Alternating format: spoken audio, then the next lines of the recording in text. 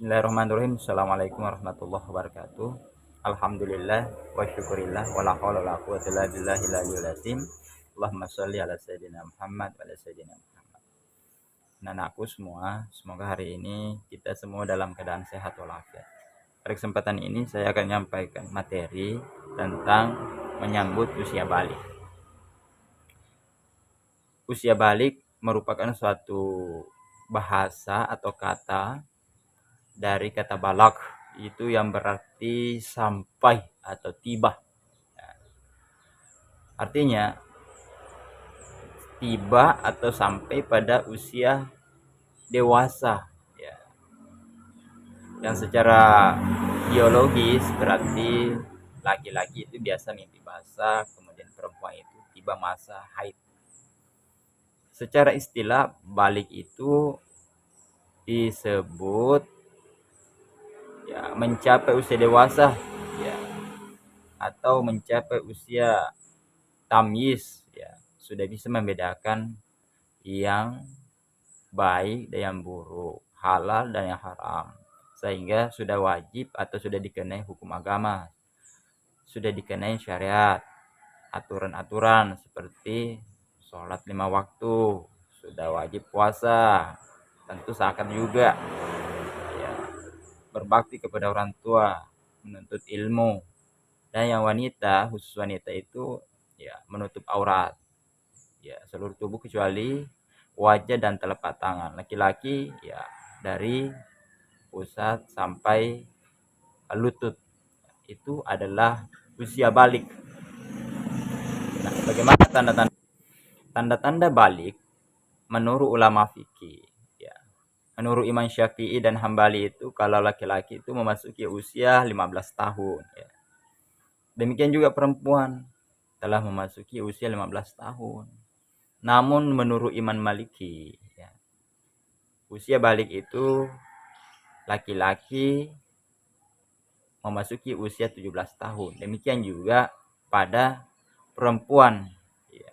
Kalau pada usia 15 tahun itu ya, baik laki-laki maupun perempuan, laki-laki belum mimpi basah, perempuan belum datang bulan, itu sudah dikategorikan masuk usia balik. Dikategorikan usia balik ya, berarti sudah dikenai hukum atau syariat Islam ya.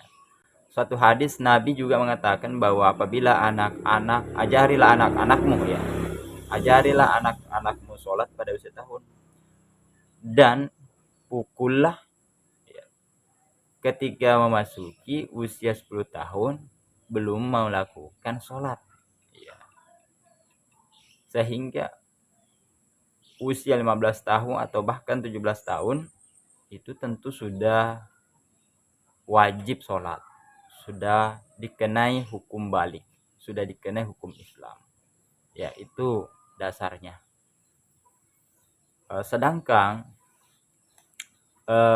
tanda-tanda balik pada sisi biologis ya, kalau dari biologi atau perkembangan fisik itu wanita itu mengalami perubahan suaranya semakin nyaring, jernih, merdu.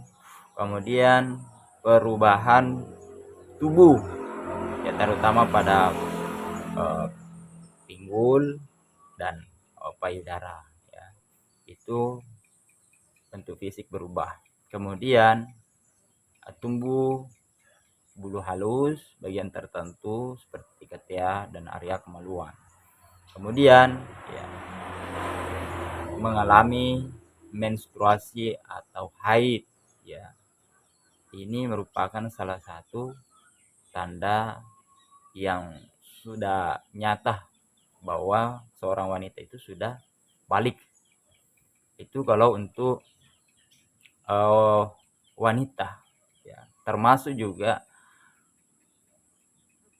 nafsu makan itu meningkat.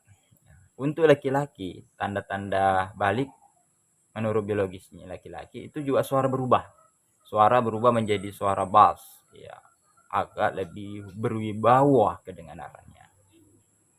Kemudian bentuk tubuh juga berubah, ototnya semakin kuat ya. Kemudian perubahan kelamin ya semakin meningkat. Kemudian tumbuh juga bulu halus bagian tertentu ya, terutama bagian muka ya, ada biasa kumis, ada janggut, ada mungkin ketiak dan area tertentu alat kelamin ya. Itu berubah, itu merupakan tanda-tanda secara biologis ya, yang natural. Termasuk nafsu makan juga semakin meningkat. Nah, kemudian mimpi basah ya, laki-laki yang sudah masuk usia balik mimpi basah. Kemudian setelah kita memahami tanda-tanda usia balik baik secara fikih maupun secara biologis, nah kita harus memahami apa kewajiban kita. Kewajiban kita ketika memasuki usia balik, maka kita wajib untuk melaksanakan syariat Islam ya. Sholat 5 waktu itu wajib bagi anak-anak yang sudah balik ya. Berbakti kepada orang tua ya. Membantu pekerjaan, menuntut ilmu ya, itu sudah wajib semua ya. Sholat 5 waktu, puasa, apalagi zakat yang sejak kita lahir itu sudah wajib zakat, apalagi kalau sudah balik. Termasuk menutup aurat, itu suatu kewajiban utamanya bagi perempuan itu seluruh tubuh kecuali wajah dan telapak tangan. Khusus laki-laki itu mulai dari pusat sampai pada lutut, itu adalah satu kewajiban yang harus dilakukan. Kemudian apa larangan bagi orang-orang yang sedang haid misalnya? Maka haid itu dikatakan junub, tidak boleh melakukan sholat, tidak boleh membaca Al-Quran, tidak boleh berdiam diri atau i'tikaf di masjid ya. Kapan bisa? Nanti setelah mandi janabah atau mandi junub ya. Mandi ini dilakukan mulai dari niatnya nawaitu ghuslah li rafil hadasi akbari pada lillahi ta'ala, itu niatnya. Tata cara melakukannya itu membasuh tangan, membasuh kemaluan ya. Kemudian kita mendahulukan ya bagian-bagian tubuh yang sunnah, tangan, mulut, hidung, telinga ya. Kemudian kaki, kemudian kita menyapu atau menyiram bagian-bagian yang wajib ya dibasuh ketika berwudu, yaitu muka, tangan sampai siku, kepala ya. Kemudian kita kembali menyiram kaki, kemudian menyirami seluruh anggota tubuh ya, termasuk kepala itu disampohin ya, badan disabungin ya. Kemudian membasuh seluruh tubuh utamanya, menyala-nyala ya rambut, menyala-nyala jari-jari ya, membersihkan seluruh anggota tubuh sampai basah semua. Setelah itu ya kita menyelesaikan mandi ya. Kemudian menyempurnakan wudu, barulah kita boleh sholat, barulah kita boleh berdiam diri di masjid, barulah kita boleh membaca Al-Quran. Itu ya, cara untuk membersihkan diri dari junub atau setelah haid atau setelah laki-laki mimpi basah. Jadi seperti itulah materi kita.